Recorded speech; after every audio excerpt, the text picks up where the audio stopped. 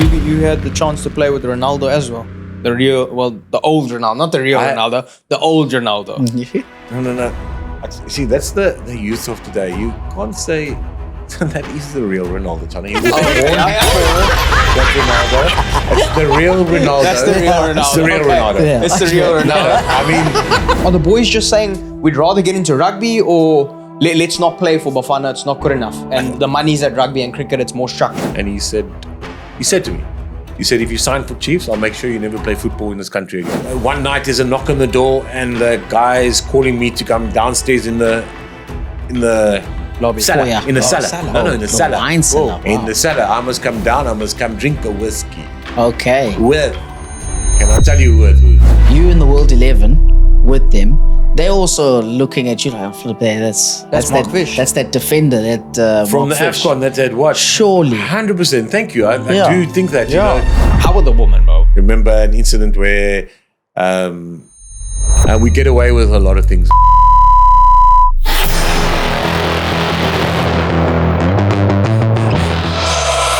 Yeah, give me all your attention. One time for the misfits. Through the doors open on the highway. I promise you don't want to miss this. Clubs were sending players off to AFCON. Yeah. I saw Jurgen Klopp wasn't happy about it Yeah. because of Mo Salah. Yeah. So Is it new? It's not new. Ten Hag as well. Not too happy Yeah. with Onana going, which is not a problem. But it's not a new. not a problem. Not a problem. Blessing in God. Not a problem. Are you a United fan? Yeah, both of us. both of us. And yourself, are you a Liverpool fan? I know, I'm not any fan. Is it? No. Okay. I grew up as a United fan. Yeah. I grew up as a United fan because there wasn't many, FA Cup was shown in the 80s and that. So it was generally Man United, Liverpool, maybe Yeah. Everton or Spurs. So I grew up as a United fan, but I became an Arsenal fan. Nice. When I say became Arsenal, it was because of Arsene Wenger. And when I was playing there, the guys like Thierry Henry, they were just lacquer oaks and they played the best football at the time. Sure. So I'm a Guardiola fan, which I best play, good football. But I like Jurgen Klopp. I think he's a good man. Yeah. Besides a football coach, I think Yeah. he's good, rock solid. Football is very difficult to watch, Sure. is it not?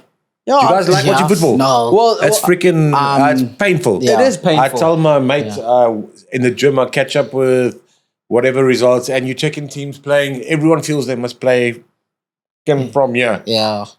And you got players that can't do it. So why play from here? Why? Because everyone's doing it to play from here. Sure. It's ridiculous. Anyway, so that's a little bit of technical side. I think it's. Yeah, I but don't know why Oaks are doing that. football's been painful for me to watch as well, supporting United for the last few seasons.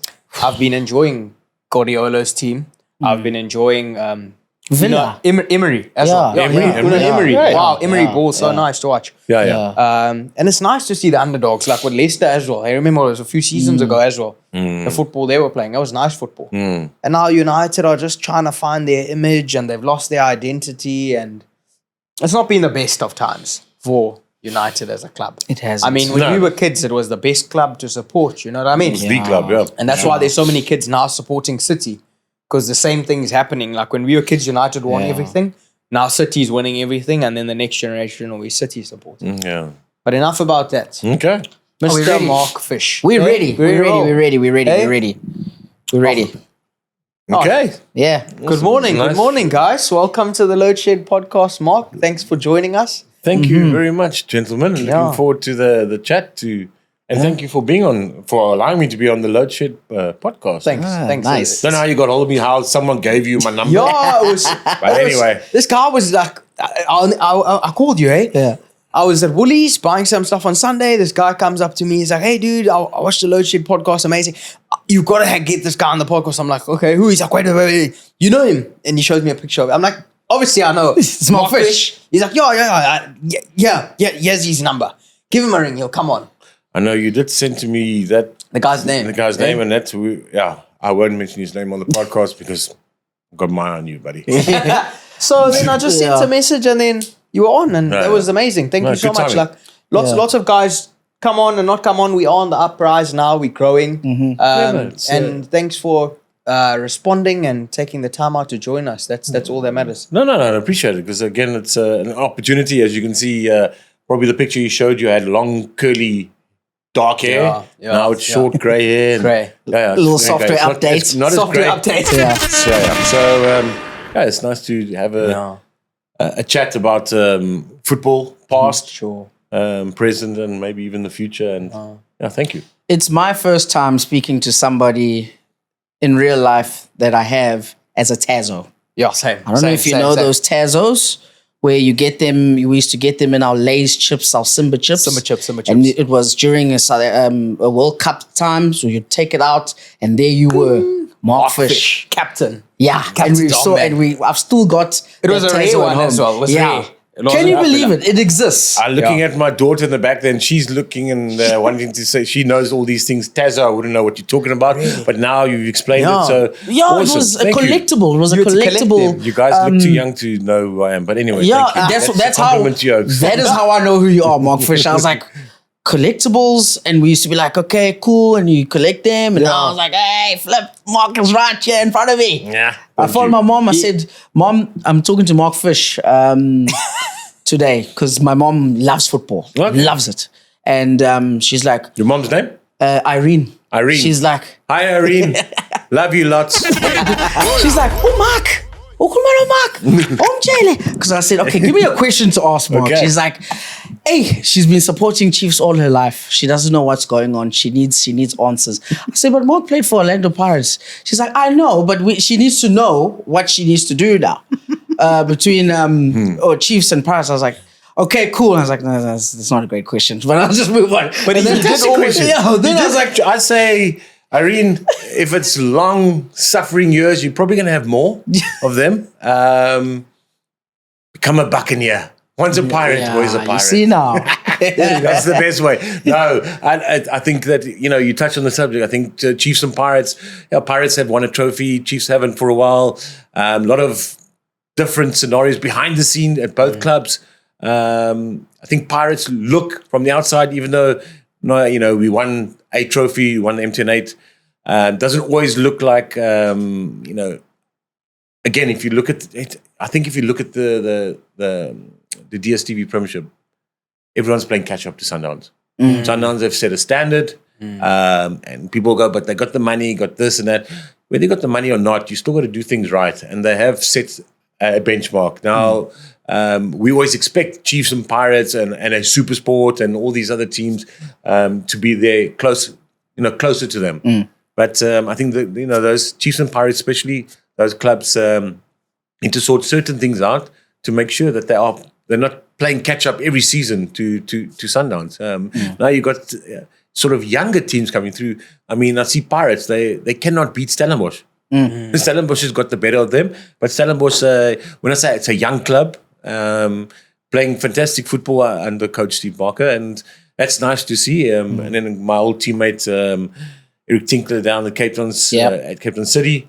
It's nice to have Cape Town teams doing well because I think it's important to have teams around the country from different provinces doing well. But Chiefs and Pirates, to answer your question, they've got their issues. They know what they need to sort out. And us as long-suffering fans, not only on the field, they need to sort things out, not only on the field, behind the scenes, so that fans can be proud of the team that they're supporting. I think that those clubs at times need to engage more with the fans. If you be open to the fans and say, this is what we're doing, whether it's Chiefs or Pirates, and engage with the fans, then maybe you'll have better understanding fans. But in saying that, we are South Africans and we want results tomorrow. Yeah. And if we don't get it tomorrow, then we want to move on. So it is a different, difficult scenario especially for Chiefs at the moment. They are the biggest club in South Africa. They still are most supported club, the glamorous club.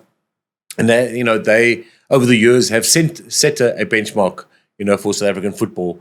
How for the fans, for the style of football they played, and I'm sure for most ex-Kaizer Chiefs players, fans, it's a difficult period for them at the moment. Did you ever want to play for Chiefs? He almost did. Yeah. He got snatched. You almost got snatched in the hallway. So I getting relegated at Cosmos. I went to go meet with Joe Masono. Cosmos offices were in Hillbrow, and always forget the PRO's name from Chiefs. He bumped into me and said, no, he's got letters from fans, whether he's telling the truth or not, letter from fans, and they want to see me and Lucas Khadebi play together at Chiefs. Then I went up to Jomo and I said, Jomo, he said, no, he wants me to stay and try and get the team promoted to stay. I said, but I met this guy and he wants me to go to Chiefs. And he said to me, he said, if you sign for Chiefs, I'll make sure you never play football in this country again. Jeez. So I didn't obviously sign for Kaizer Chiefs. I was told I'm going to Orlando Pirates. Yo. But it was a blessing. At the end of the day, I was told to go to Orlando Pirates, and what Orlando Pirates did for me as a player and as a person, I will always be grateful for. So certain things happen for a reason. But yes, I did have the opportunity. But even though if it was just a word, it came out of my mouth nearly for Kaizer Chiefs. But unfortunately not. Yeah. What's the system like back then versus today? Yeah. The football industry in South Africa. Your view, just from your perspective. So football, like most things, is in South Africa certainly has changed. Football, we grew up as amateurs, played at a very good football amateur club called Arcadia Shepherds in Pretoria, and that was your next step was always there was feeder. All amateur clubs were feeder systems for the professional teams. So whether you playing Arcadia Shepherds, whoever you signed for, there was players. Many players before me and a few players after me, once that moved to professional clubs. But if I look back even more so, school sports, school football. I played football at school. Example would be I would train on a Monday at school, and on a Wednesday I'll play a match at school. The Tuesday I would play at my club, practice on Tuesday, practice on the Thursday at my club. The Saturday I would play in Pretoria, I would play against the Pretoria teams for my club. And on Sunday, I'll play against the Joburg teams for my club. Sure. So there's 6 days as a youngster growing up, 6 out of 7 days of the week, you're playing football, competitive football. You're bound to learn things as you move along. And I just think that... Is that the same nowadays? Sorry. I don't think it is. Yeah. I'm not sure it is. I don't think there's enough competition. I think there's always been a discussion about school football. I've seen it with my 2 older kids, and I see it with my younger kids. Football. We live in South Africa, and depending what school you go to, there's rugby and cricket. We know that's the sport. And football really gets pushed to a third term, and play for a couple of weeks, and that happens at my old school, Pretoria Boys High. But to integrate it, to make it a more competitive or more compelling sport at a school level, I think would play a major role in what you were talking about earlier. That if we compare where rugby and football is, rugby's been doing so many things, for so many good things for so many years, containing to sports, rugby at schools. There is development, and there is a system, and it works. However, they go on to varsity, and from varsity, if they're not already picked for their provinces, they go to varsity from there. And if now you see a lot of players playing abroad in Europe. So there is a system that works. And yes, football certainly has different dynamics, certainly. But I do feel that, and I feel strongly about it, that, football, we as, if you want to say about ex-players or ex-football professionals and coaches, and we in football don't work together for a common goal. If our common goal is to develop football, let's work together. We don't. I think everyone's got their own agenda, and eventually you got this person doing that person doing this, and not working to the common goal being football development. How are we going to fix that, though? How do we fix that? Can we fix it? Yeah. No, it's too far gone. No, you can never say it's too far gone. I think it's important to realize. I do believe now. At the moment we'll use Banyana. So they've set a benchmark for themselves. Sure. But over the last 2 or 3 AFCONs, or over the last 7-8 years, they've had a program, and they've had a development way of doing things. We need to revert back to that, so that we can set a standard or understanding of ourselves as South African football. And I'm talking about the men. How good we think we actually are, or how good we are. A lot of times, people, we got South African skill, we got the flair, we got all this. That's fantastic, but football has changed. Football, if you look at football now, you have to be an athlete before you're actually a footballer. Yeah. How strong are you? How quick are you? How high can you jump? And, and all the other things behind football, the nutrition, how you eat and certain things that you do. So you can see that. If you look of the yesteryears, you had Bebetos, you had the Brazilians themselves, maybe not big in stature, but phenomenal footballers and very skillful. And they amazed the world. But Brazilian football, if you look at it now, everyone wants to put themselves to Brazilian football, but they themselves haven't adjusted to the world football. Yes, you will get individuals that come around and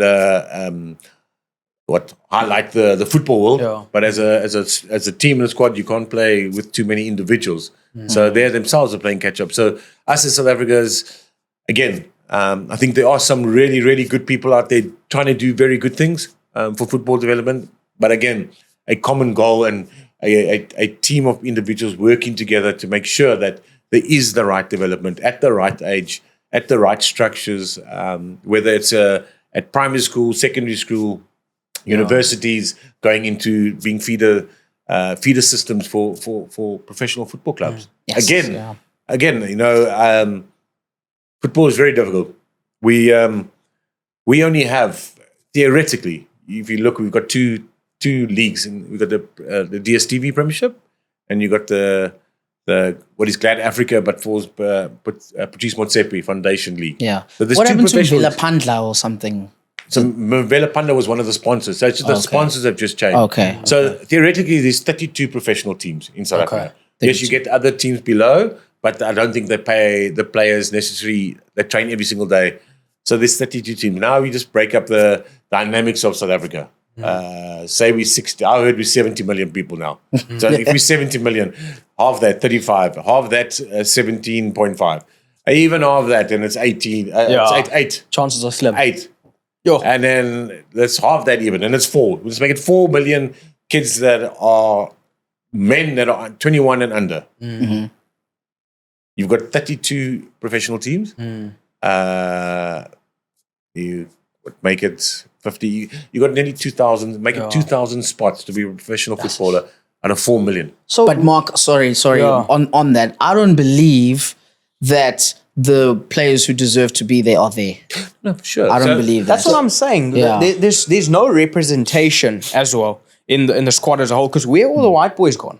Yeah. There's boys playing. There was a boy playing in Bournemouth last season, and he was starting for Bournemouth in the Premier. Were they in the Premier League? It was the season before they got relegated. Cooks or something like that, and he was a Joburg boy. And he didn't even have a Bafana cap, but you're playing in the Premier League, bro.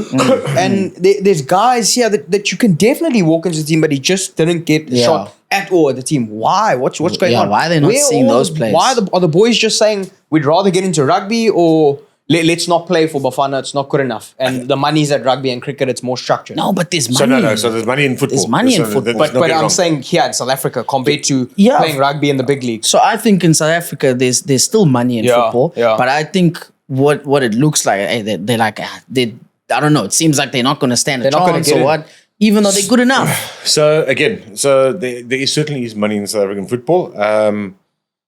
It's unfortunately, it's only in South Africa where you can just sell your franchise. You can just sell it, and you can move it to a different province and relocate. It doesn't really happen anywhere in the world like that. So there's, for me, again, and this is a lot of hearsay, because and obviously what you can see from a distance is that you have a lot of people that buy a club and they are maybe business people, maybe not even business. They think they are business people, and they look at that grant that you can get, and they're not football people. I don't think that of the bigger clubs, certainly you have to be a football person to be able to run a football club. Sure. Yes, you need a business brain. We understand that. So I think that is a major challenge in South Africa. Because there certainly is money. And again, there is a big difference. Some clubs get paid astronomical amounts, and then you hear stories of clubs that are in the same division paying their players next to nothing, or players don't get paid. Yeah. But the thing that for me again that boils down to so there is a lot of there's individuals that are very powerful in football, and necessarily not in football in the country itself. But to me, the footballers don't understand the power they have if they stand together, because you have so much power if you stand together and you say, okay, this is what we should do together, but we stand together. Not when it gets a little bit tough, we back out. We saw it in 2010, the World Cup here in South Africa. Spain won the World Cup. Do you guys remember? They went back to Spain, and there was an incident. I'm not sure why, but the players stopped the league. Sure. The league from starting before something had to be signed by the league itself before they could before the league started. But the players stood united. No one budged out. No one was. I'm sure people were maybe threatened not to stand with people. But again, we can't keep complaining. We've got to take action. You have to take action, for sure. We can sit here and tell the whole scenario. But again, for me, if footballers stood together, we all sat in one room, we will all have the same discussion, and we will all stand up and go, we're all excited for it. But what do we actually do together to make a change? So again, to sit and moan about it and say this is what should be done, what can be done, rather just go on and do what you can in your own capability, and hopefully it has a part to play in developing the game in South Africa. Yeah, because we've had this discussion before. We've got footballers in South Africa. Footballers, but we've got them. We get dragged on social media for the comments and it saying that our football is just. I mean, it's depressing. Like when last have you said, this weekend I'm gonna watch a PSL game? Exactly. You know what I mean? Exactly. Like, if you say Man United is playing City, you're going to watch City hammer United. You know what I mean? Careful. You're going to Look at a United fan coming out. Openly honest. you're gonna watch it. You know what I mean? You're going to set aside your weekend, tell the guys, let's have a braai, let's watch the game. Yeah. Like, that should be happening with PSL as well. Yeah. And what I've liked about Sundowns, just to touch back on them, is that what they've done is really smart. Have you seen how many South Americans they're bringing through the ranks, and those boys are playing. They are playing in that team. Yeah, so again, if you've got the finances and to do it, and if those individuals are coming through and they're going to strengthen your team, and obviously they have an ambition. At the moment, their ambition surpasses winning the DStv Premiership, is it? Yeah. So they want to be the champions. They want to emulate what Al Ahly did for 100 years on the continent, playing in African football. So they have an ambition, they have an aim. And certainly, if those South American players, come in and make a difference for your team, then you're bringing a different style of football, different mentality into your game. So that is good. But again, you must also understand that what has happened there as well is that you have a club that is willing to pay astronomical amount of money for a player and pay their players astronomical amounts. So they not necessarily. I suppose anywhere in the, I don't really want to say that because you can't say it happens in the English Premier League. You can't say, you'll get one or two individuals that obviously I'm going to get, if I'm better than you or not better, but we're part of the same team and my value is higher, I'm going to get paid more than you. Sure. For sure. But the difference at salaries at Sundowns compared to the other teams, it's chalk and cheese. It's chalk and cheese. Yeah, but now there you want to play for them. You want to play them. Now when you play, you're making sure. So you want to play, but again, it's hearsay. But obviously, I have seen it. You get players, they sign players, and players willing to sit. Not be in the squad, but willing to sit on the bench. Because the money's coming in. Be part of the squad. And he's getting paid X amount of money. He knows he's getting the money. So there again, also, but I do think now with the new FIFA rule coming out, you can't just sign anyone and the players must go. The players, you see, for me, that's lack of passion for what you're doing. You're there for the money. You want to go and play football, go play at whichever club and go perform and say you played 10 years in the English, in the DStv Premiership. Don't say you played 10 years and you played 5 games and you sat on the bench or you weren't even in the squad, but you played for Sundowns or Pirates or Chiefs, whichever club. Then go out and play football. Get minutes in the tank. And it's nice to see, and you see some youngsters, wanting to leave South Africa and go and take a chance in Europe. And that's the only way. Go take a chance. Yes, if taking a chance, you got to go longer than 2 or 3 years. It's not an easy step for any as Africans. It's it's difficult, different environment, different weather, different cultures, all these things. But you got to stick it out, and we have, and if we can, as football lovers, actually educate a lot of the footballers now, to emulate certain individuals that was before. And I'm not talking that necessarily the players they look up to now. Players that have gone abroad and have stood the test of time. I'm not talking Lucas Gadebi, Philemon Musinga, Benny McCarthy, Stephen Pienaar, Darren Buck. That's just to name a few. There's many. Yeah. But to aim at what they did, and it wasn't easy. Yeah. I mean, Lucas is a prime example. He went there in the first 6 months. He did his cruise ship. He was out. So there, you're in a foreign country. Sure, your mate is there with you, but it's difficult. You have to stick it out. So it's good to see when youngsters take that chance. But just you need the right guidance and protection out there to make sure that you stick it out, because it's. I do believe that once you're playing in the countries in Europe, and certainly you will better yourself as a footballer. And then once you're bettering yourself as a footballer, you can only be your benefit to whether it's the under 17, under 20, or senior national team. Yeah. So your route to Europe was a bit different. You played here initially, and then you were scouted by, well, they say Sir Bobby Charlton had a look at you and said, "Hey, listen, we want you to come across to Manchester for a while and train with the team." How was that for you? You were United supporter at the time as well. For that to happen to you, what are you, 21? So I was 21. So my situation, I actually prime Mockfish 21. But I was fortunate. When I say fortunate, I signed for Cosmos in 92. By the end of the season, 92. So I signed, I think, in August. By end of 92, beginning of 93, I was on trial. Found myself on trial with the late Thomas Maragaki. We Dundee United. We were on trial there. And I think I might have. Can't remember if I went as a striker or defender then. I can't remember. But found myself being on trial there. Then came back, and then again, 93, Joma sent myself and a striker in Ghana from the Congo. We went on trial to Japan. Japanese league was just starting. Wow. But we missed our taxi or whatever to the thing. Anyway, Classic. Classic. Yeah. I had food poisoning. Cover that one.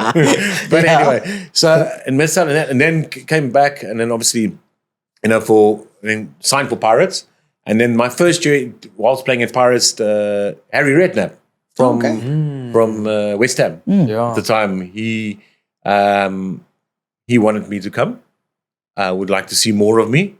And then Dr. Koza said no. So that's 94. So that's when I was 20. Sure. Why? I think at the time, maybe I was a little bit upset, but also it was 94, the new democratic country, new changes in the country. And we know Dr. Koza's heart and that for the country. So it was very important for Pirates to win the league that season. And we won it, but I've spoken to a few of my teammates how we won it. It's a little bit of a default, but anyway. Let's hear that. And then 95. Now going into Africa.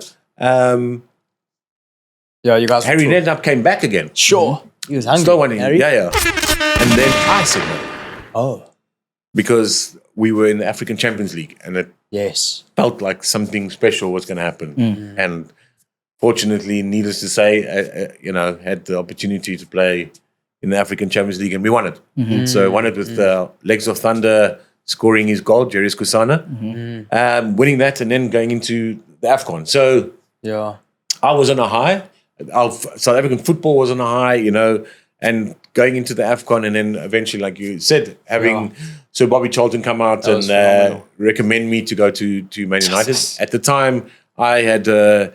different agents representing me, and they said we'll go to United, but we're also going to Lazio. We're under agreement that we'll go to both teams. So I went to watch Everton against Man United. Ken Charleskas was playing at Everton. He had moved from United to Everton.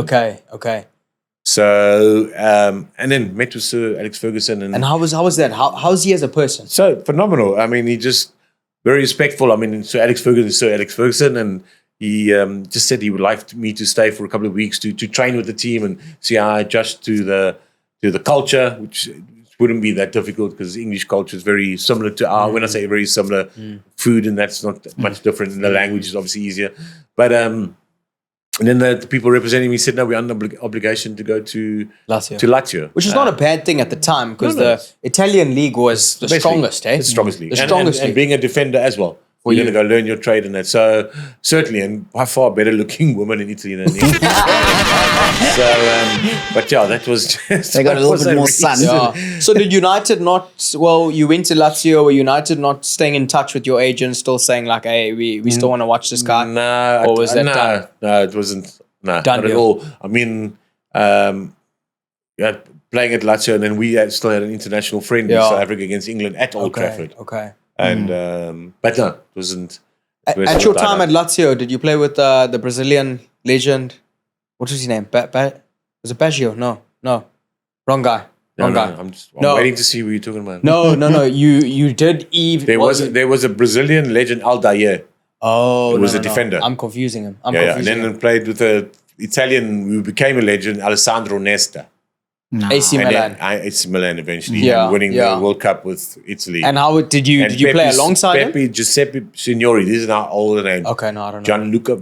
No, I was still swimming. I was still swimming back then. I was still a swimmer. You were still swimming. I was still a swimmer. I was way before my time. Now there were some good players there, but it was a good club. It was a good club, good experience. Certainly. So you had the chance to play with Ronaldo as well. The old Ronaldo, not the real Ronaldo, the old Ronaldo. R9, Brazilian. The Brazilian Ronaldo. No. You see, that's the youth of today. You can't say that is the real Ronaldo, Johnny. He was born that Ronaldo.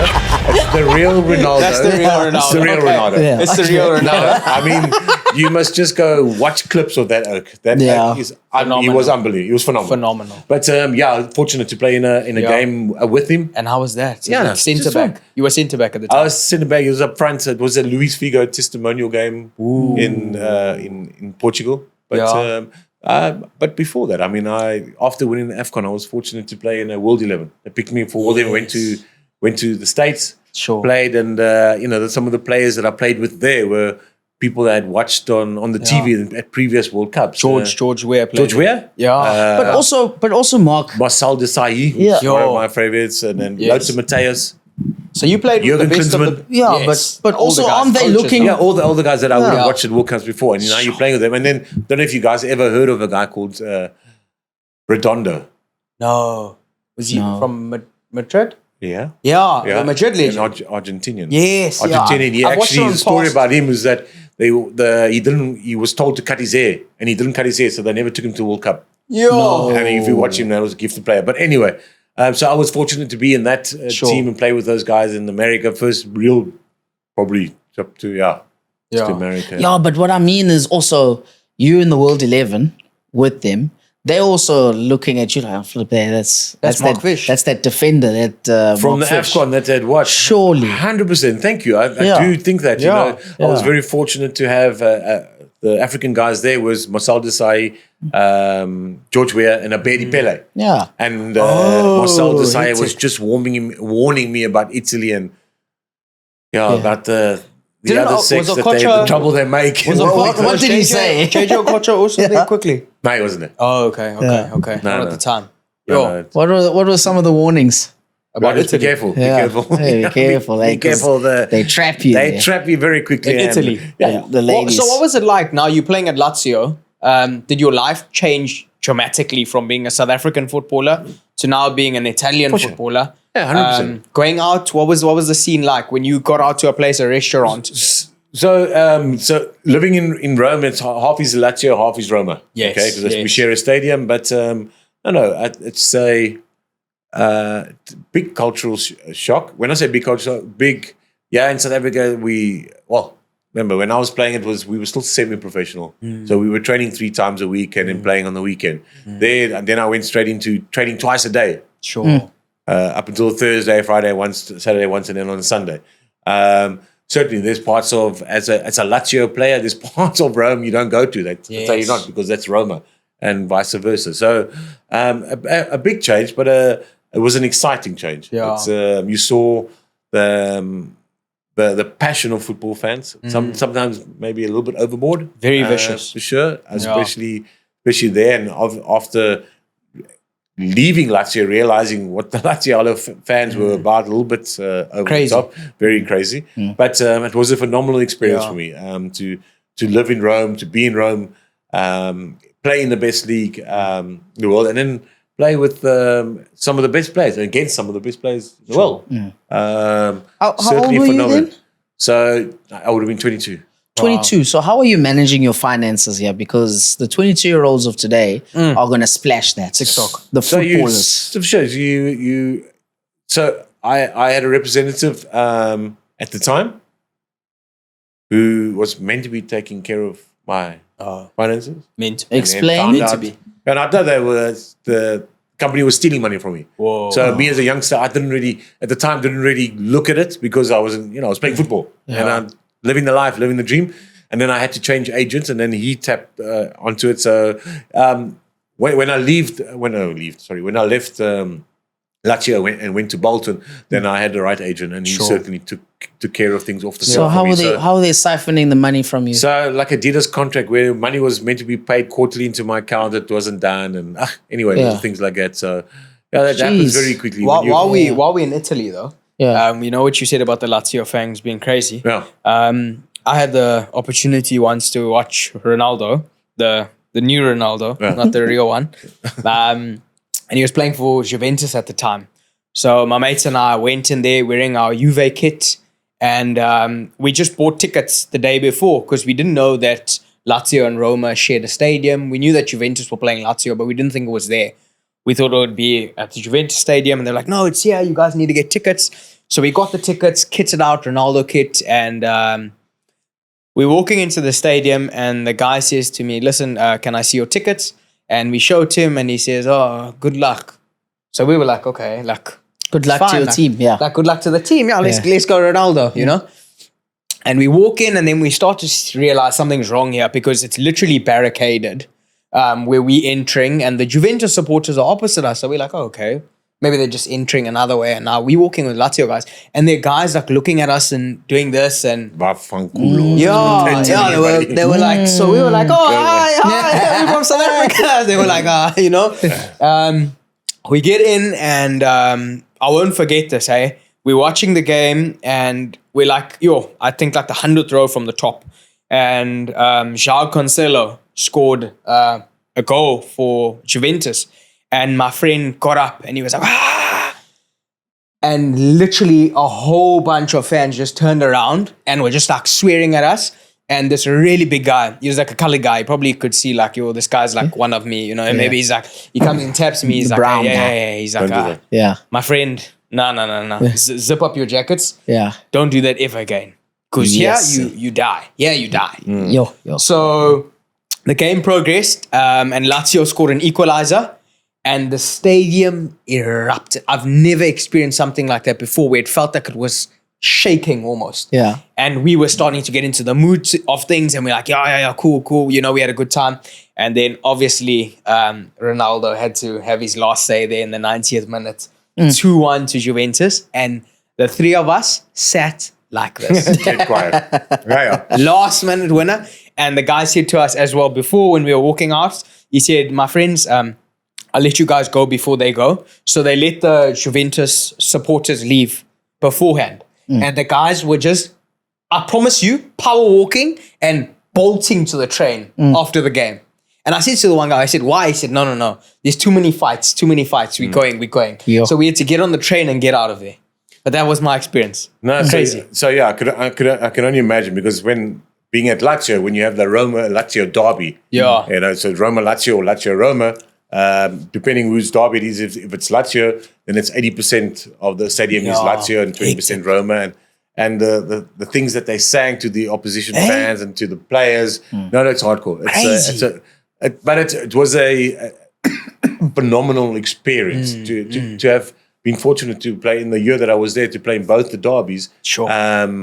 You know, what it means to the players, and it's like it literally doesn't matter what happens for the rest of the season as long as you beat Roma. Yeah. then we're okay. I promise that's how it felt in that change room. Yeah. And fortunately, I think both were draws. So I think Nice. 1-1 and 0-0. So, Stalemate. But yeah, stalemate. But yeah, the passion and commitment from the players in the change room completely changes. Is that their focus is Roma today and make sure they do not beat us. We do whatever we need to do to get a Yes. result. Yes. So yeah. That's crazy because we also, after the game now, we're like, okay, maybe we must try and be more Lazio supporters. We went to the fan store and my mate bought a Lazio tracksuit. I'll never forget this. And we were boarding our flight now to leave. And you know, the guys beforehand, they make you take off your shoes at that airport and, you know, all of that stuff, take it off. And my mate was wearing the tracksuit and he said, my friend, you in for a long day, you ate ya. He lets us go through, he takes my friend, he swabs his phone, swabs his watch, swabs everything, takes off his shoes, swabs his shoes. We're like, hey, dude, like, we need to go. We're going to miss a flight. He's like, no. This man decided to dress like this today. Today he's going to learn a lesson. This is Roma. Yeah. So that's when we realized there was a lot of beef there. Yeah. And they're very passionate about the football. I mean, from little kids to grown adults. There was a lady knitting there before the game. She must have been past Sasa age, boy. Yeah. Yo, Sasa. 70s. Yeah, but I mean, there's that. So it's a Passion. different. There is passion. I mean, there's passion in South Africa for football. There's passion in Italy, and then obviously there's passion in the UK. But there's also there's a line between passion and like there could be Hooliganism. hooliganism, Yeah. like real hatred towards you as a player because you're playing for that club that your grandfather. Your father despises because that's what they were told. Yeah. So it gets to a point So there as well. for you personally, walking on the street, did you ever catch any flack now because you're a Lazio player like people would? No, Swear so to- Roman's quite. I didn't go out. much. Yeah. And even if I did, I wouldn't tell you. Lots of food poisoning at the time. No. That changed completely the lifestyle. In South Africa, at the time, you could get away with many things. But once I went there, I think that was my first step to becoming Even now they're getting a away real with many professional. things. Yeah. When I say a real professional, I started respecting my sport, and I had to. You've gone from playing for a phenomenal club in South Africa to moving abroad, and that's where you want to be taken serious. As I said, especially in Italy as a defender. But I think one of my highlights, definitely in Italy, was the season finished and. My agent had already said to me, the Bolton Wanderers want me and this and that. So there was slowly talks and that. But I went on pre-season training to Bologna. And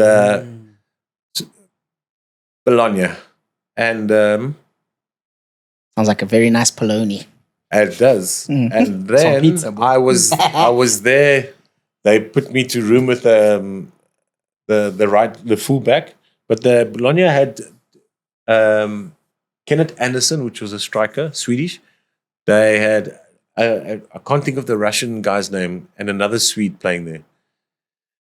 Anyway, one night there's a knock on the door, and the guy is calling me to come downstairs in the Lobby. cellar. Foyer. In the cellar. cellar. No, in the cellar. wine cellar. Whoa. In Wow. the cellar. I must come down. I must come drink a whiskey. Okay. Can I tell you with who? With who? Roberto Baggio. No way. No way, my friend. Smoked a ways. cigar and had a whiskey with Roberto Baggio downstairs in the cellar. Was me and the two Swedes, the Russian, and him. There was 5 of us down there. Chassis. Just us. How Yeah, of course.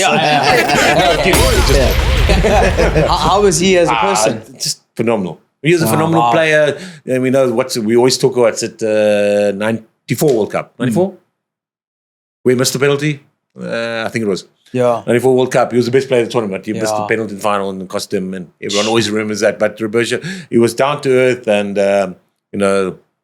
he was just One of the charismatic. And Did he one of drop? the best. Did he drop any knowledge? Did he give you a little bit of advice? A little Because you were a tip youngster back that then. you What, won't 20, forget. 22? He gave me advice that, He taught you What- things what you to can't do. talk about now. well, I should have taken the advice because I didn't. But anyway, it was just a nice experience to Sure, with someone sure. that, again, I was living the dream because you had watched these people, and I'm talking 96 especially, 96, I'd watched them on television. I mean, 1990 World Cup in Italy. You'd watch this individual, and now you sitting having a whiskey and a cigar with him. It's like, Literally, wow. Your life changes. 100%, just like that. Yeah. Yes. So very fortunate, very fortunate. And your family, are they football fans?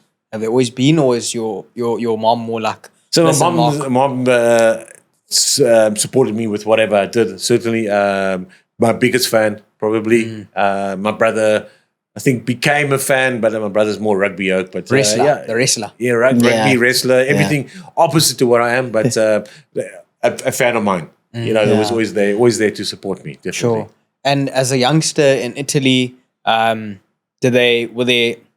love this question because that's why I would, how were the women, bro? Were they always like, hey, Mark Fish? Because now you've got to, when you're not a footballer, you got to go out and you got to attempt, you gotta work. You gotta work harder. bro. But like, put in a little bit of a shift. There and then it's like, here you go, Mark Fish.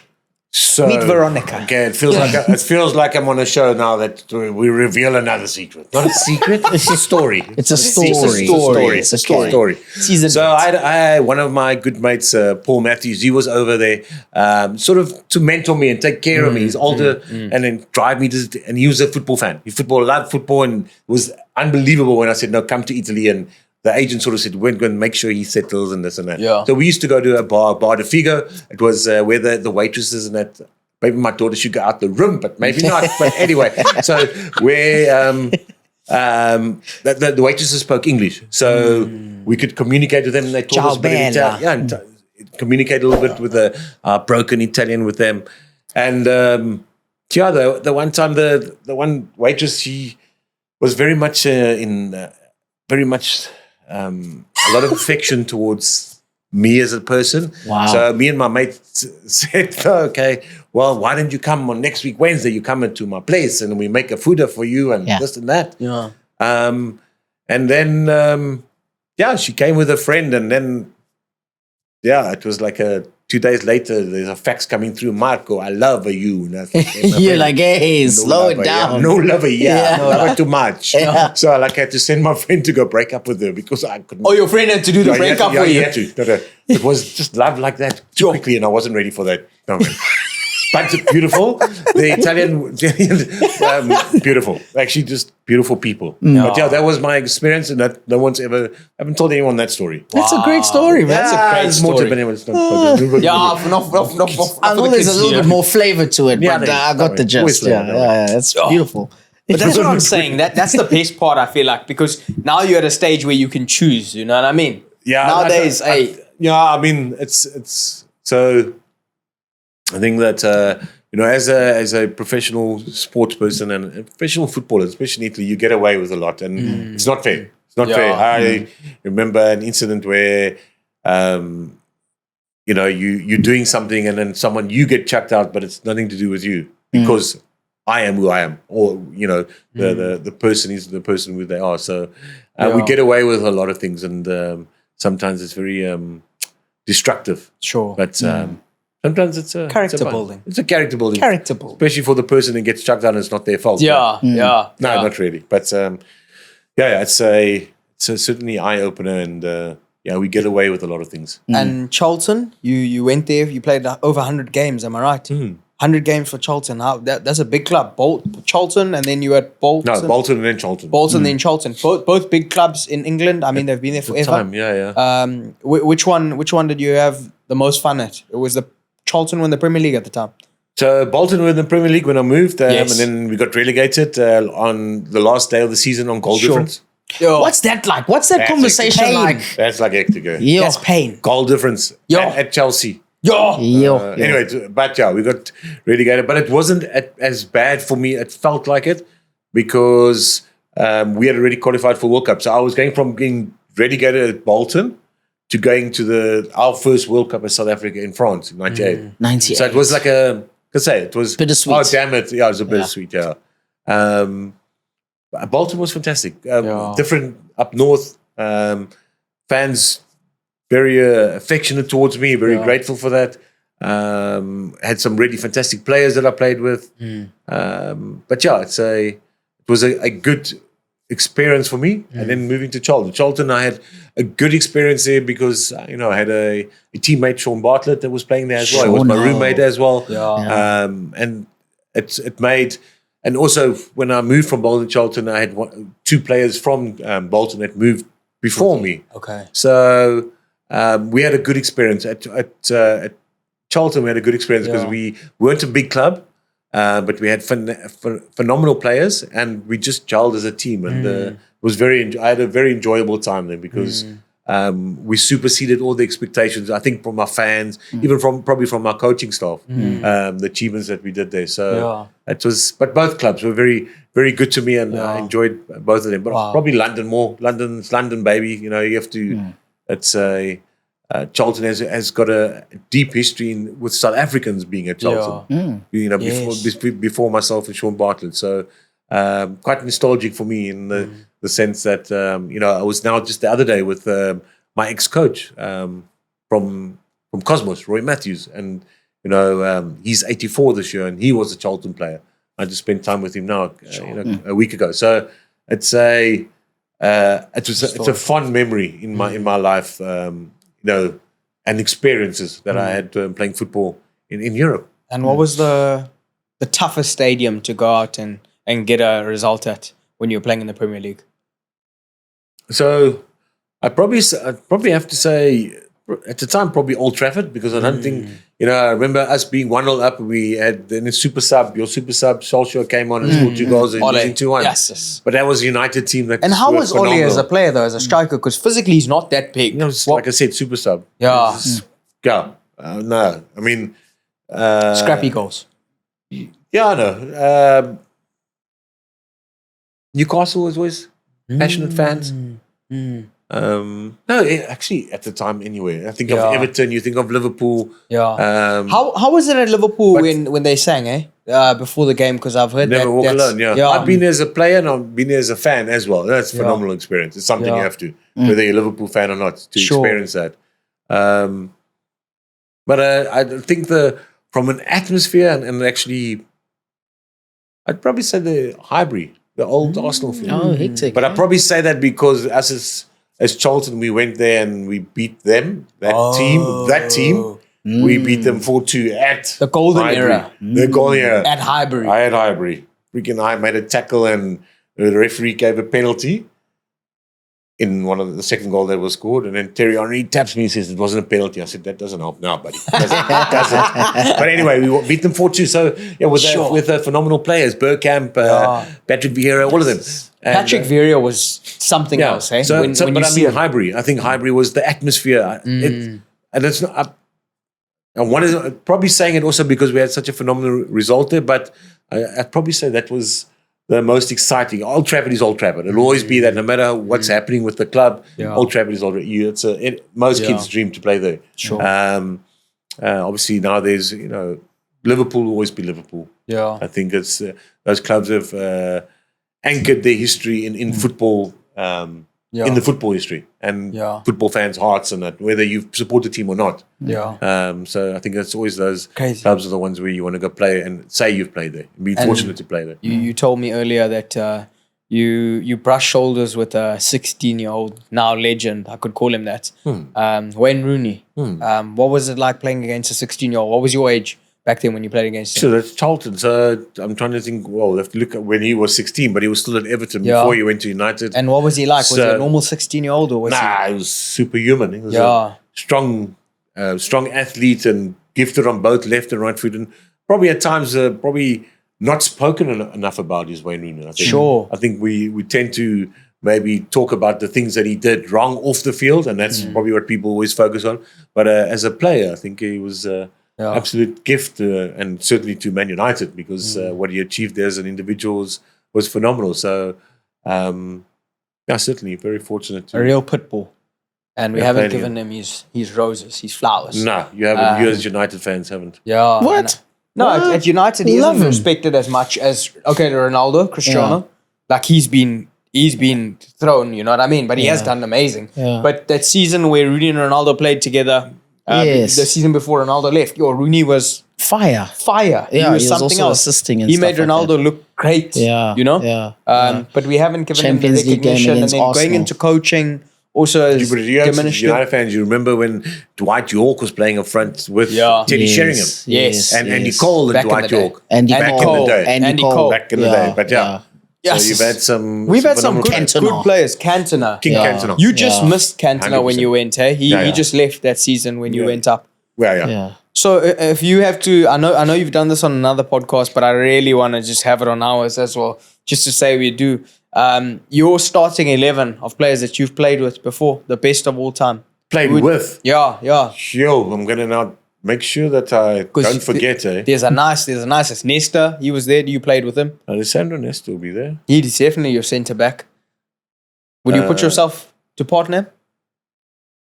Well, why wouldn't I want to play with There these we go. players? I wouldn't. Yeah, My best 11, I yeah, certainly would. Yeah. A young 19, 21-year-old Mark Fish, sure. Yeah. Run the game. Love it. Run Love the it. game. Love it. You don't know if I'm playing in the back, up front, midfield, wherever. Just running up and down. Roaming 9. Sure, it's difficult, eh? Then Brian Baloy. Spider. no, I'm gonna pick Andre. Spider-Man. I'll pick Andre before Brian for me. Because Okay, Andre okay. played Andre. So, yeah. I had beef with Andre Arons as a kid, eh? Okay. In that Spain game. Hey, was it Spain? Was it Spain? The World Cup. The 2002. I even told my mom I've got a fever so I could watch it. It was on ETV during the day. And we lost, eh? We lost. I think he had that So the incident. goalkeeper is a difficult one, eh? Because Yeah. I'm trying to think now. So I had Marcajani was the goalkeeper at Lazio, and then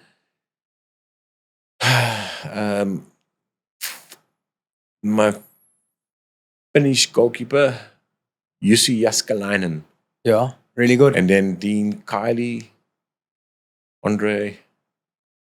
Goalkeeper's a difficult one. Yeah. Defenders, sure. It's a difficult one if you now asking me. I mean, Yeah, I should have given you obviously, prep time. No. Obviously, I would. I did a preseason. I'm going to say Baggio. Yeah, I did you a have preseason to- with Baggio. I played yeah, a game with yeah, him. it's fine. I played in He's in. training sessions with him for sure. Played in a charity game with Ronaldo, the regional, sure. the real R9. The real Ronaldo. And then Redondo. I'll put in Yes, Redondo. yes. George. And then where? No? He makes it? Sure, just try. Yeah, I would probably Formidable that- front three. That is, would I, George? Yeah, would George. to balance the Yeah. to balance the what are we going to say the color Yeah, where yeah, we yeah. going with the show? Yeah. Let's balance it. Democracy, boy. And then if we're going there, then I'll put Marcel Desailly in midfield. Oh. Unbelievable in midfield. Yeah. At AC Milan when they Yeah. battered Barcelona 4-0. You go watch that game in midfield. Marcel Desailly, love him. Monster. Then, if I'm going to say a player, it's a bold statement to say in my world 11, but I would probably, from a playing point of view and as a person, my South African team, I'd probably put John Shoes Macheo. Oh. Shoes.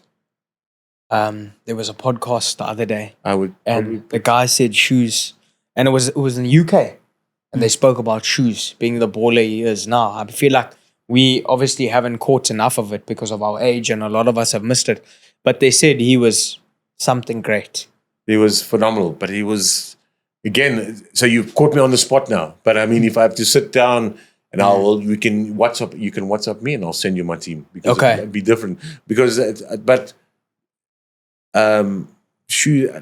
so the guys that I pick is phenomenal footballers, but generally they're good people off the field. So for me, it's not just about football. It's more than that. It's You've more always than- said that, though. It's more than Even that. with Jurgen Klopp. But yeah, I'm sure there's one or two players that I'm missing out. Shoes, again, then I played against Zidane. I mean, come on. He had That's- more time on the ball than anyone else. Then, yeah, most teams have, Strong So- head as well. For sure. I don't know. Yes. Let's forget about it. But yeah, it's an interesting question. But there are many players out there that I certainly played with, and that I enjoyed playing with. Sure. So- You'd had a wonderful career. The last time we believed as much as we did was your generation, and then after that, Bafana was still a formidable team. You know, we always challenged and stuff like that. Going into AFCON, what are you saying? How are you feeling about the current Bafana squad, and how far do you think we could go?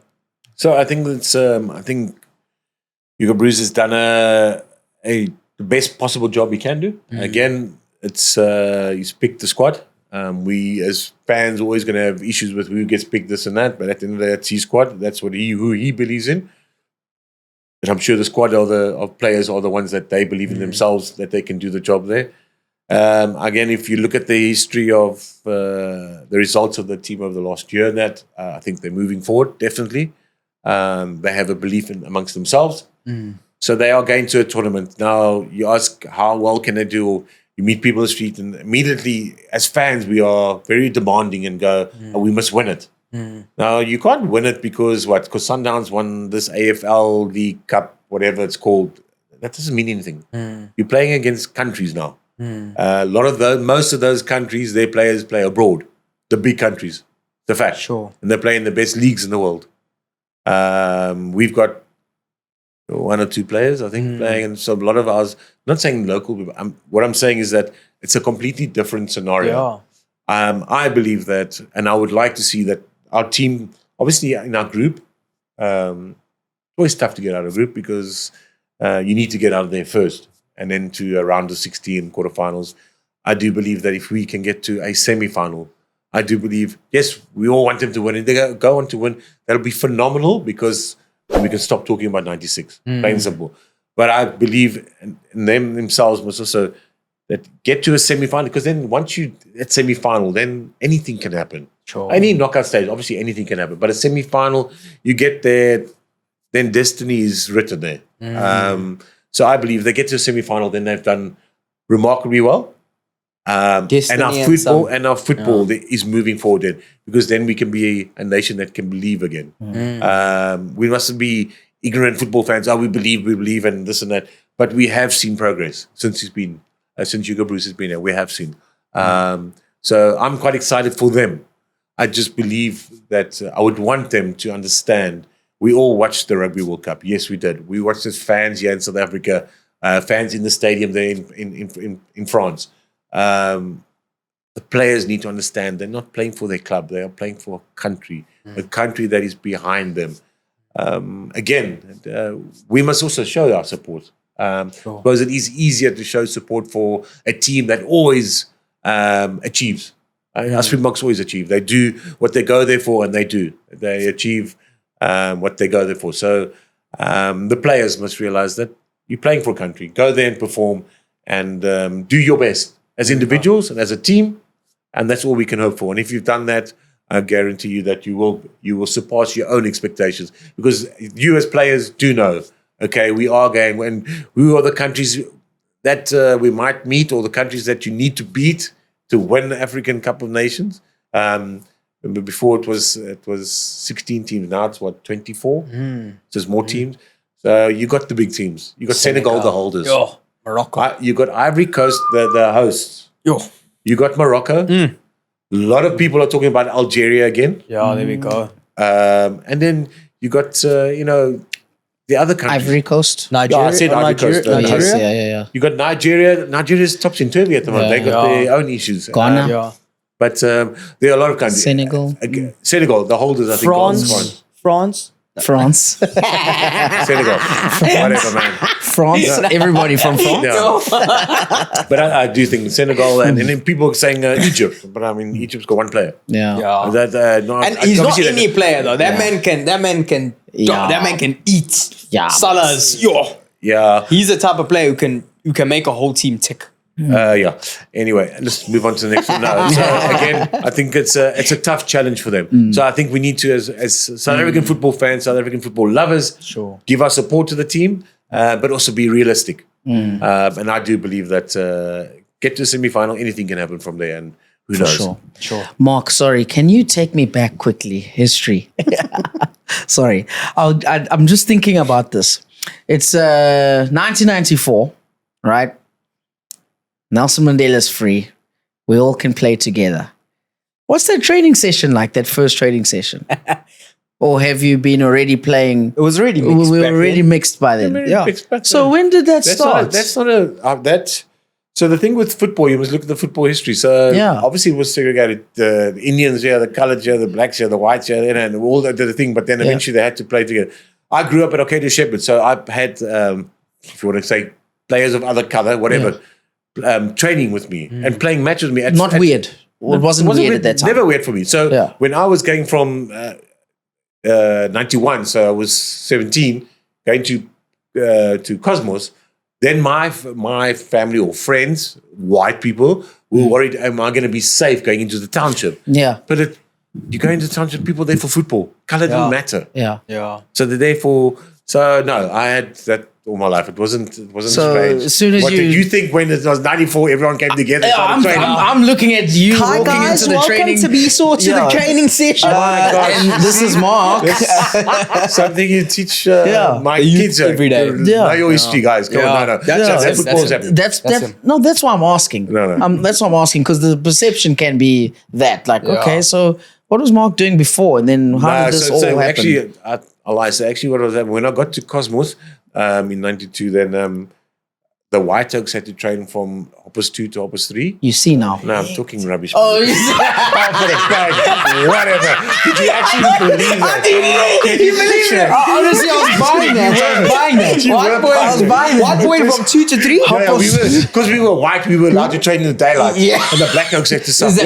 Come on. Whatever. Indian guy from 5 to The 6. colours had no chance. So no chance. Really, no. I thought it had to do with the sun. Okay. No, You completely guys get different. less sunburn at Hoppers too. Okay, so it was all fine. Eh? No, it was all fine. That's so interesting though, because I'm looking at it from a sports perspective. It's hundreds, Yeah. but in reality, outside the football field, now all of a sudden you guys are taking the bus home, but there's a certain bench you can sit on. You know. No. Yeah. So no, in that time. So Yeah, you're right. That's what I'm saying.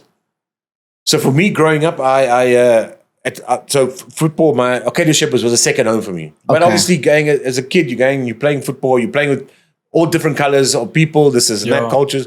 But obviously, going to school, just Different white. story. So Yeah. you see that, but to me, it wasn't a big thing because I was playing football and I didn't put much thought into it because my mates were black. But your colored, parents are Indian, dropping you off. But No, my parents. I had to walk to school, so didn't come from a rich background. Okay. So it didn't bother me. But even when 94 came, the first time I had a kid of color or a black kid, if you want to say, it was school. I think in 91 when I matriculated, we had exchange student or when a kid come to the school. I'm trying to think of what you call it. Exchange From embassy. program. No, ambassadorial kid. Anyway, so that's my first experience. But I'm leaving school now. Yeah. But I had been playing football and still was going to play football with all mixes, all races and all cultures. So it wasn't a big thing for me. But when I speak to my mate, when I became mates with Eddie Matalian, kids that were friends of mine that were playing as black players, playing at a so-called white club, and then you're allowed to play for the team, you sit on the bench, but you're then not allowed to go into the clubhouse. You see now. That's things I heard, and then that's what I didn't like. But at certain clubs and that's the experience that he told me about. But fortunately at my club that I grew up at, we didn't have those. It was very inclusive. It was very inclusive, as far as I know. It's what I can remember, but definitely certain different difficult experiences for individuals that grew up playing football at different clubs. And in the Bafana camp, was it also the same, inclusive? Yeah, Bafana camp is exclusive. Of course, in any team and any squad, wherever you go, you're going to get guys that mix more together than other guys. For sure. Different interests, different. But surely, the Clive Barker's strength was to make sure that we all gelled, and I don't think there was never an issue of us all gelling because we all just gelled. We knew why we were there and what we wanted to do. And I think that over the period of especially when Clive was coach, we as whether you were playing Chiefs, Sundowns, Pirates, or Leeds United, wherever you were playing, you couldn't wait for your next call up to play for your national team, because you had at the stadium you had Sundowns, Chiefs, Pirates fans, you shouting for a player that's playing for a different club, but is playing for your country. There's no animosity. You're there supporting one common goal, and that's your national team. So we were very fortunate, and we certainly did have that support. Okay, that's it. But you That's guys exactly made what us it's like, dream, yeah. man. Yeah. Yo. And I feel like I can't wait for Bafana to do that again. But we need to support Josh. We are supporters. We must put Me, on you and Uncle Mark. Here's what we going. need to do. We need to get my our gosh, jerseys Uncle and we need Mark. to go. Just giving the age away. Uncle Mark, okay. So put on our jerseys and I we go. think you must. Yeah, I think you must. I think sure. I'm gonna. I see my mate Lucas put out a nice message the other day on social media saying about he's picked a good squad and we must get behind Bafana, and I do think so. They need to know. Not they need to know, but maybe feel that the country's behind and maybe just quietly go into the tournament as well, and slowly as it progresses, you never know. But they must go there with their own self-belief and going what their aim is, what they want to achieve, and go there and do it. So, but yeah, I do think that we must show the support we do for Bafana as we do for the other sporting codes when they go to a big event, because the AFCON tournament is It's a big event. It is huge, a massive tournament. Again, we look at. It's the biggest sporting code in the world. Played on most countries. So it is difficult, and it is a difficult challenge you are in the top 24 countries on the continent, and to go there to become number one is very difficult. So it's a challenge, and I will say it on your show that I am certainly behind Bafana and Hugo Bruce. And I wish them all the best. Let them understand and believe in themselves as individuals and as a team, and stand firm with the coach and go out and make themselves proud. Because if you're making yourself proud on the field, you know you've given your utmost, and certainly that will follow with the results and the people behind, South Africans behind Bafana, making sure they make their dreams come true. Wow. I just want my boys to qualify for a World Cup. That's all. Well, again, because they have before. Yeah. So I think Just one more I think this is that's why I Stepping say stone. for me, I say the semi-final is a very big step forward. Yeah. Because to qualify for a World Cup, I was speaking to someone last night about it. It's very difficult. Very difficult. Yes, the World Cup is becoming bigger. It's going from 32 teams to 48.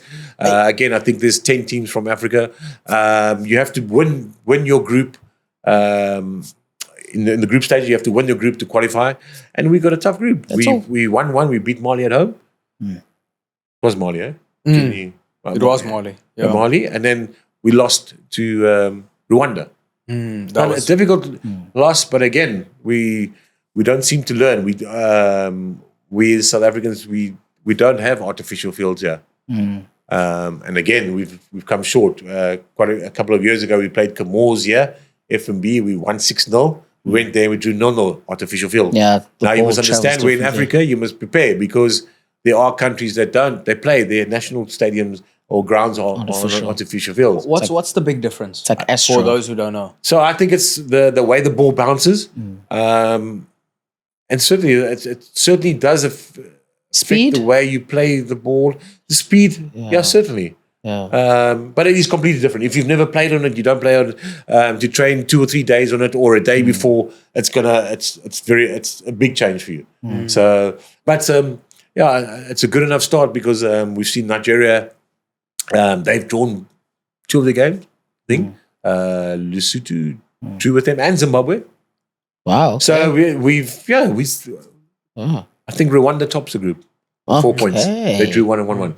So again, like I said, like you said, you want to see them qualify. I think this is a step forward to moving forward to qualifying for a World Cup again. Yeah.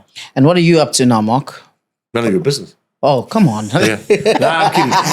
I run a foundation. I do football tournaments in the communities, around in the KZN, and also around the country, developing the game, especially for under 15 boys and girls. And I'm looking forward to, like I said earlier, stop talking about what the problems and what the issues are. Action. But being part of the change that football is needed, and say that our game is going in the right direction. Nice. Wow. Nice. Mark Fish. Mark Fish. Uncle Mark Fish. Uncle Mark. Uncle Uncle Mark. Mark. Gosh. Uncle Mark. Bang. Mark, eh? Uncle Mark, It's what been- a it's been an phenomenal honor. sit down. No, Thank it's you. been great. Because Yeah. we've also watched you on TV and watched YouTube trailers and videos of all your playing time and having you in the same room with us and being so polite and always communicating nicely.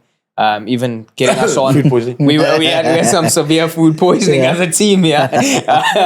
And Did they, gents? Yeah, Was we it did, really we food did. poisoning? We did. He said it was. He said it's code for a hangover. For those of you listening, Because in my younger days, I used food poisoning for that. Drank too much. Oh, there's something wrong with my stomach. Got a bad stomach. But anyway. It's legit. thank you, thank No, you, it's thank you. absolute Thank you, It's Mark. been Thank you phenomenal for- getting to chat to you. Thank you so much for having me on the show. Wishing you all the best. Thank you. And if you need any of my other mates to come on your show, Yeah, Of please, course. certainly please, let me know. please. Lucas, I need the ones you Benny, wanna- Uncle Sean, Benny as well. Uncle Whoa. Benny. Uncle Uncle Benny. Sean. Yo. We'll have him. Yo. It would be awesome. Uncle Sean. We just Absolute pleasure. want the chats. I Man. think Yeah. I think it's nice for me. It's important for the younger generation to understand how football has evolved in this country. And yes, I know you have your heroes now, but there were people before them and people before them. Sure. And to hear, I think sometimes to hear the story of a individual that played football a while ago and what they did to be able to play football or to play football. I think it could be inspiring for kids these days. So to get the older guys to Just tell to their have, stories, something to certainly look up to. something to look up to. Very much so. And while we're on that, what was mental health for you guys versus now? Because I'm sure there wasn't a word for what mental health is now for those who have it. Take a Panado and sleep with. Yeah, I'm sure. So no, it's quite different. It's a good question. It's a very good question, and it's also a very I think touchy subject because certainly if you ask us, we'll go whatever, Yeah. just throw it away. But there are certainly aspects of the game has changed a lot. When I said the game has changed a lot, meaning we didn't have social media, we didn't have obviously you had the demands of the fans, and I think we had more directness in a sense of if you didn't play well, or the away fans, they're going to shout abuse at you, this and that, and you move on, and you go get on the bus and you drive away. Where now you can get abuse. Obviously, they try and clear it out, but you can get abused on social media. The newspaper articles, something. It's difficult. Sure. It's a lot harder than it was. A lot harder now than it was for us. But it's something that I think that if you do the right things in life and you focus on the right things in life, then certain things that are said and done about you push to the side and you move on. I think you have role models that have done it. Like your role model, yes, Ronaldo has done. A lot of people talk a lot of things about him, and but you move on and you get on with the game and you get on and you do what's best for you and your family and make sure that the people closest to you know what is happening. I think, and if you have the right support base, then certainly. But it is a tough and interesting thing because again, you say that and you go, but how can you be like that if you got everything? Sometimes maybe you weren't prepared to have everything, and now suddenly you got everything. What do you do now? So it's a tough one, but it's Because there are a lot of former Bafana stars, who have lost their way. no. So it's Sad. Didn't Kune go to training under the influence?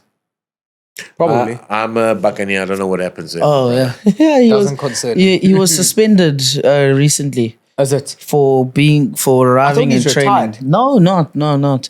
He arrived at training under the influence. Yeah. I did hear something Yeah. about that, but yeah, it's again. I think it's You just got caught.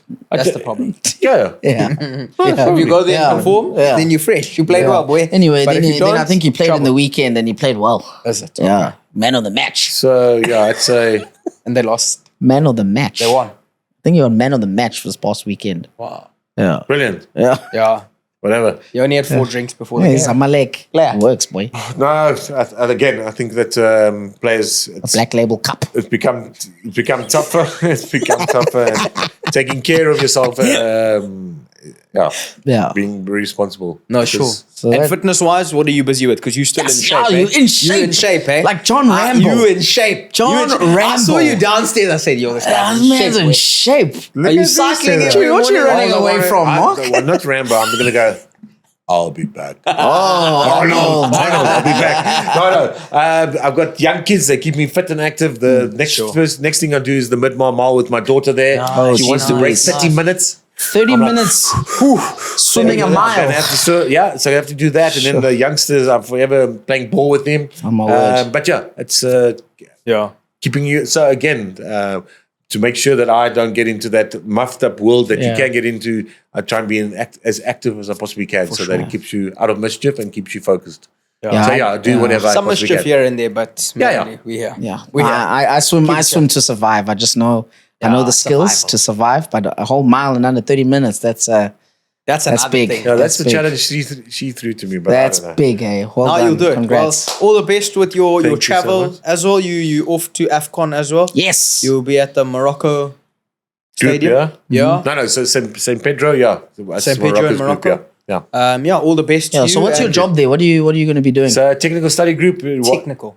Okay. So technical study group. So we report on the game. We watch the games, report on how they play, the structure, their formations, this and that, and we pick the man of the match generally. And then You're not. There's no VAR. I think there should be VAR. hectic. So no, we're not part of the VAR. Oh, no. okay. Technical study group. So we just report Okay, whatever's happened, and then come the end of the group stages, then we will all the different GSG guys, technical study group guys at the different stadiums.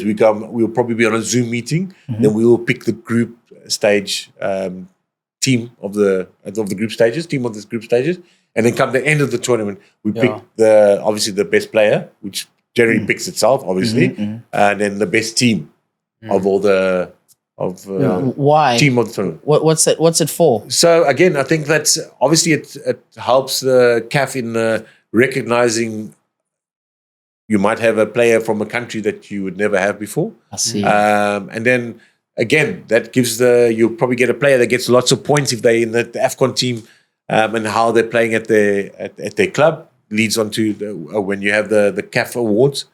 But it's just keeping archives of how teams perform and how, and the way the game is changing, and if it's relating to the way the game is changing on the world stage. Is the African game sort of, are we playing the same, using same formations, and what is different to UEFA, if you want to use UEFA or FIFA standards to the rest of the standards that have been set. So Have a blast. Yeah, I will Have a do. blast. Thank you very much. Sounds so exciting, but thanks a million. Thank you so much, and have a fantastic afternoon.